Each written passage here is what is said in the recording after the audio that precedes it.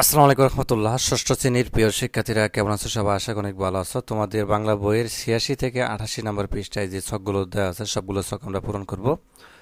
তো তোমাদের ৮৬ নম্বর পৃষ্ঠায় এখানে বেশ কিছু প্রশ্ন দেওয়া আছে। তো এখানে যেটি বলা আছে যে পরে কি বুঝলাম, তাই না? কারণ আমরা বলা আছে যে এর আগে এ ধরনের আর কোনো গল্প পড়েছো, এবং সাত ভাই চম্পা গল্পে কি কি চরিত্র আছে সেগুলো লিখতে হবে, এবং এখানকার কোন কোন ঘটনা বাস্তবে হয় না, এখানকার কোন কোন ঘটনা বাস্তবেও ঘটতে পারে। এ গল্পে পরে আমরা কি বুঝলাম? তো এই ৫টি প্রশ্নের উত্তর আমাদেরকে দিতে হবে। তো চলো ক নাম্বার যে প্রশ্নটি সেটা আমরা দেখি যে এর আগে আর কোন কোন গল্প তুমি পড়েছ। তো দিতে পারো যে আমি এই ধরনের গল্প পূর্বে পড়েছি, যেমন পূর্বে তৃতীয় শ্রেণীর রাজা ও তার তিন কন্যা গল্পটি পড়েছি, এবং পঞ্চম শ্রেণীতে পড়েছি কাঞ্চনমালা আর কাকনমালা গল্পটি। এই পর্যন্ত দিলেই হবে, ঠিক আছে? এক দুটি গল্পের নাম দিলেই হবে যেহেতু জায়গা কম। তো খ নাম্বারে যেটি বলা আছে সাত ভাই চম্পা গল্পে কি কি চরিত্র আছে, তাই না? তো চরিত্র কি কি আছে আমরা দেখতে পাচ্ছি যে চরিত্রের মধ্যে আছে, চরিত্রগুলো হলো কি, ছোট রানী আছে, রাজা, তার সাথে ছয় রানী, বড় রানী, মেজ রানী, সেজ রানী, নোয়া রানী, কনে রানী, ঠিক আছে, দোয়া রানী, এবং ছোট রানীর সাত পুত্র ও এক কন্যা, মালি, পাইক এবং কি বেহারা। তো এই চরিত্রগুলোর নাম হচ্ছে এখানে লিখে দেবা। এখানকার কোন কোন ঘটনা বাস্তবে হয় না, মানে সাত ভাই চম্পা যে ঘটনাটি বাস্তবে কোন কোন ঘটনা হয় না, যেমন রূপকথার গল্প কখনোই বাস্তবের সাথে মিলে না।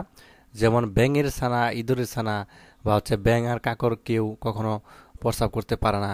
আর আতর ঘরে যাদের হাড়ি অর্থাৎ সরাইয়ে পুঁতে ফেলা হয়েছে তারা ফুল গাছ হালো, ঠিক আছে, হলো পরবর্তী সময়ে তারা মালিকের সাথে, রানীর সাথে বা রাজার সাথে কথা বলে অনেক উঁচুতে উঠতে যেত লাগলো। এসব বিষয়ে অসম্ভব, এই অসম্ভব পর্যন্তই তোমরা হচ্ছে দিবা, ঠিক আছে?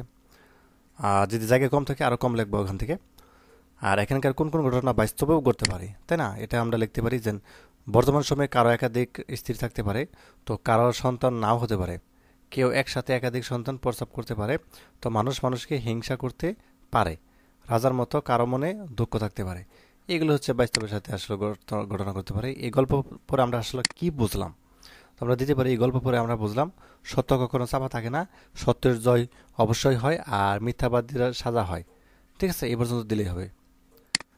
তো এটুকু দিলেই হবে। তো তারপর দেখো সাত ভাই চম্পা গল্পটি নিজের ভাষায় বলো বা নিজের ভাষায় লেখো, ঠিক আছে? তো আমাদেরকে এটা নিজের ভাষায় লিখতে হবে। তো আমরা এভাবে শুরু করতে পারি যে এক রাজা সাত রানী ছিল, তার কোনো সন্তান নেই। তার মৃত্যুর পর কে রাজ্য বা নিবে এ নিয়ে রাজা চিন্তিত থাকেন।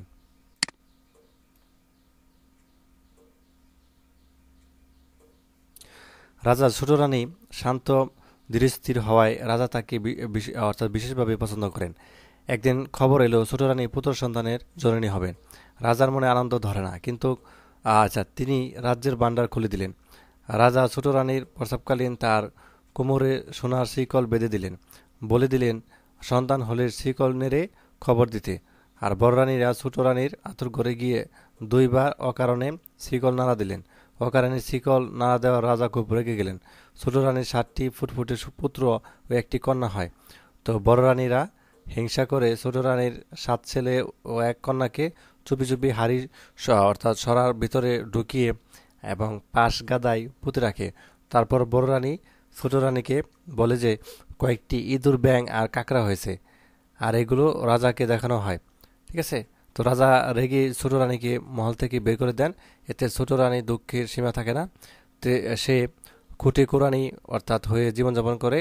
অন্যদিকে পথের কাঁটা দূর হওয়ার বড় রানীদের সুখের অন্ত নেই, কিন্তু রাজ্য জুড়ে বিষাদের কালো ছায়া ছড়িয়ে পড়ে। রাজার মনে সুখ নেই, রাজ্য কোনো শান্তি নেই। রাজার বাগানে ফুল ফোটে না, তবে পাঁচগাদা অর্থাৎ চাপা ফুল ও পারল ফুল ফুটে। তো মালি বিষয়টি রাজাকে জানালে রাজা তাকে সেখানে থেকে ফুল সংগ্রহ করতে বলে। মালি ফুল তুলতে গেলে ফুল গাছ উপরে উঠে যায় এবং রাজাকে আসতে বলে।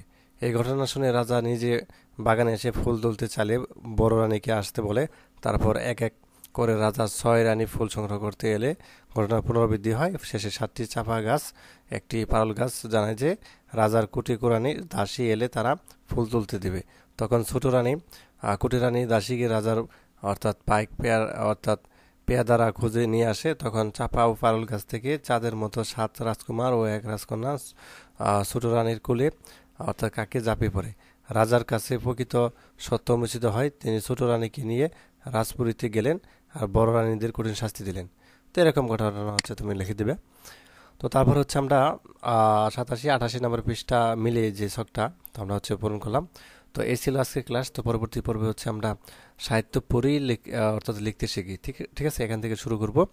তো ধন্যবাদ সবাইকে ভিডিওটি দেখার জন্য। আল্লাহ হাফেজ।